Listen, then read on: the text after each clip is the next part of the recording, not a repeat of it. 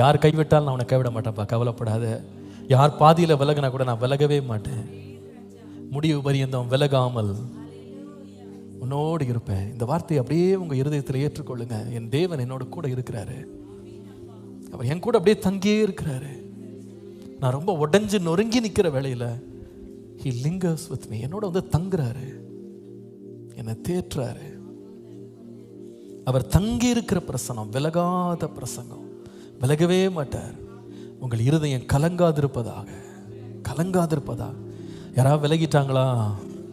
யாராவது மறைஞ்சிட்டாங்களா? யாராவது மாறிட்டாங்களா? விட்டு போயிட்டாங்களா? யாராவது உங்களை விட்டு கடந்து போயிட்டாங்களா? ஏன் உங்க வாழ்க்கையில் யாராவது நீங்க நேசிச்ச யாராவது மறிச்சு போயிட்டாங்களா? இன்னைக்கு ஒருவேளை பாஸ்டர் அவங்க என்ன சாகலை பாஸ்டர், ஆனால் நான் செத்தது மாதிரி ஃபீல் பண்ணுறேன், ஏன்னா எந்த உயிருமே இல்லை அவங்ககிட்ட, எந்த அன்புமே இல்லை, எந்த ஒரு தொடர்புமே இல்லை, அப்படி நான் தனிக்கட்டையாக நிற்கிறேன். என் கண்ணீரில் ஆறுதல் செலுத்துறதுக்கு அவங்க இருக்கணும், அவங்க இல்லை, செய்யணும் செய்யலை, கொடுக்கணும் கொடுக்கலை. கர்த்தர் சொல்றார் நான் இருக்கிறேன். அந்த பள்ளத்தாக்கில் யாருமே உன் கூட வரமாட்டேன்னு சொல்லிட்டா கூட நான் வருவேன், உன் கூடவே வருவேன், கடைசி வரைக்கும் வருவேன். எது வரைக்கும்னா முடிவில் மகிமையில சேர்த்து கொள்ற வரைக்கும் நான் கூடவே வருவேன், கூடவே வருவேன். என் தேவன் நல்லவர். ஹல்லேலூயா. ரொம்ப வாழ்க்கையில் கஷ்டப்பட்டவங்களை போய் கேட்டு பார்த்தீங்கன்னா அதான் சொல்லுவாங்க, நான் ரொம்பலாம் ஒன்றும் கேட்கல பாஸ்டர், வலி இல்லாமல் இருந்தால் போதும், வேதனை இல்லாமல் இருந்தால் போதும், ஏதோ உயிர் வாழ்கிற நாள் எல்லாம் துக்கம் இல்லாமல் கடந்து போயிட்டா போதும். பேசிக்ஸ்க்கு அவங்க வந்துடுவாங்க. பொதுவாக ரொம்ப வாழ்க்கையில் அடிப்பட்டவங்க எல்லாருமே பார்த்தீங்கன்னா அடிப்படைகள் போதும் அப்படின்னு நிலைமைக்கு வந்துடும். உண்மை தானே? அவங்க அதுக்கப்புறமா ரொம்ப பணம்லாம் ரொம்ப கேட்க மாட்டாங்க, ரொம்ப வசதியெல்லாம் தேட மாட்டாங்க. அடிப்படை போதும், இதெல்லாம் இருந்து என்ன பிரயோஜனம் அப்படின்ட்டுருவாங்க.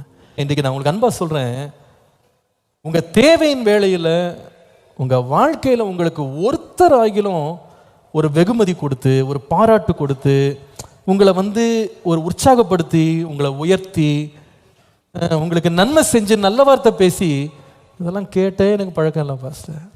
வாங்கினதெல்லாம் திட்டு தான், வாங்கினதெல்லாம் குறை தான், எனக்கு எப்போவுமே கொஞ்சம் கம்மியாக தான் கொடுப்பாங்க, எனக்கு எதுவுமே அப்படியெல்லாம் சந்தோஷப்படுத்த மாட்டாங்க, இப்படியே நான் வாழ்க்கையை வாழ்ந்துட்டேன் அப்படின்னு நிற்கிறீங்களா? God alone will lavish you with his love. நம்முடைய அன்பினால் போதும் போதுன்ற அளவுக்கு கர்த்தர் நம்மை நிரம்பி வழிய பண்ணுகிற ஒரு தேவன் இருக்கிறார். இந்த கால இந்த வார்த்தையை கர்த்தர் நம்முடைய சபை கொடுக்கிறாரு. God and God alone.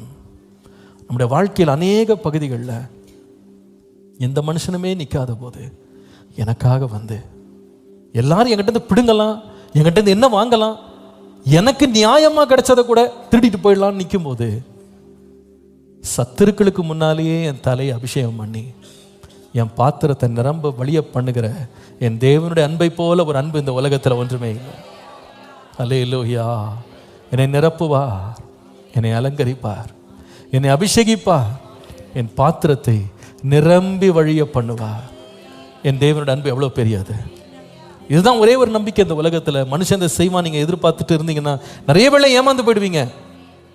எனக்கு நியாயமாக வர வேண்டியது கூட கொடுக்கல பாஸ்டர், எல்லாத்தையும் பறிக்கிறதுக்கு தான் கூட்டம் வந்துச்சு. ஆனால் அதன் நடுவில் என் எதிர்பார்ப்புகளையெல்லாம் மிஞ்சி எனக்கு கொடுக்கிற ஒரே ஒருவர் தேவன் மாத்திரமே, என்னை ஆசீர்வதிக்கிறவர் தேவன் மாத்திரமே, நிரம்பி வழிய பண்ணுகிறவர் தேவன் மாத்திரமே. என்னுடைய முகம் உண்மையே நோக்கம்பா, என்னுடைய கண்கள் உண்மையே நோக்கம்.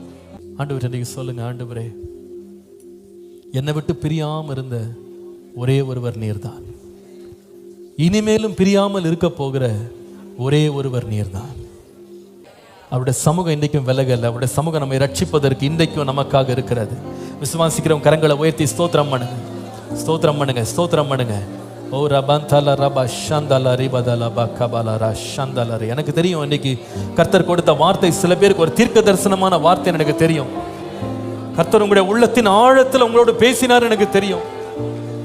ஒரு மனிதன் உங்களை பேசுவது போல கர்த்தர் இன்னைக்கு உங்களோட பேசி இருக்கிறாரு, உங்களை தைரியப்படுத்தி இருக்கிறாரு. கவலைப்படாத, நான் இருக்கேன் உனக்கு. இந்த உலகத்தில் ஒரு உறவுமே இல்லையே பாஸ்டர், எனக்கு அடிப்படை தேவையை கொடுக்கிற கூட யாரும் இல்லை. கர்த்தர் சொல்ல, கவலைப்படாத, நான் உன்னை நடத்துவேன், புல்லுள்ள இடங்கள்ல நடத்துவேன், அமர்ந்த தண்ணீர்கள் அண்டையில கொண்டு போவேன், உன்னை நான் பராமரிப்பேன்.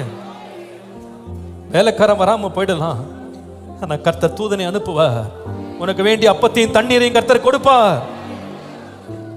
சொந்த கணவன் ஒரு பாட்டில் தண்ணியை கொடுத்து போயிட்டு வான்னு சொல்லுவான். ஆனா கர்த்தரோ நீ அலைந்து திரிகிறத பார்த்துட்டு உன் கண்ணீரை கண்டு முகத்தை திருப்புகிறவர் அல்ல. வனாந்திரத்துல யாருமே இல்லாவிட்டாலும் உன் அட்ரஸ் அவருக்கு தெரியும். நீ எங்க இருக்கிற, என்ன பாதையில் இருக்கிற, என்ன பிரச்சனையில போய் கொண்டிருக்கிற, கர்த்தர் அதுக்கு அருகிலே வருகிறா. உனக்காக ஒரு துறவை திறந்து தேவன் நீ ஏங்கின தண்ணீரை உனக்கு தருவார். இந்த காலையில ஒருவேளை பாஸ்டர் இந்த மரண பள்ளத்தாக்குல யாருமே என் கூட வரல, ஆறுதலுக்காக நிக்கிறேன், தேற்றதுக்கு யாருமே கிடையாது, விசாரிக்க யாரும் கிடையாது, என் தோள் மேல கை வைக்கிறதுக்கு யாரும் கிடையாது, அணைக்கிறதுக்கு யாரும் கிடையாது. கர்த்தர் சொல்றாரு, என் இடக்கரம் உன் தலையின் கீழ் இருக்கும், வலக்கரத்தினால் அணைத்து கொள்ளுவேன். அந்த அன்புள்ள தகப்பன் இன்னைக்கு இருக்கிறாரு இங்க நம்ம மத்தியில. ஒரு ஆறுதல் படுத்துகிறவர், எல்லாவற்றையும் எல்லாவற்றால் நிரப்புகிறவர். நன்றி ஆண்டவரே, நன்றி ஆண்டவரே, நன்றி ஆண்டவரே, நன்றி ஆண்டவரே, நன்றி ஆண்டவரே, நன்றி ஆண்டவரே. உங்களுடைய அன்புக்காக, உங்களுடைய ஆறுதலுக்காக நன்றி.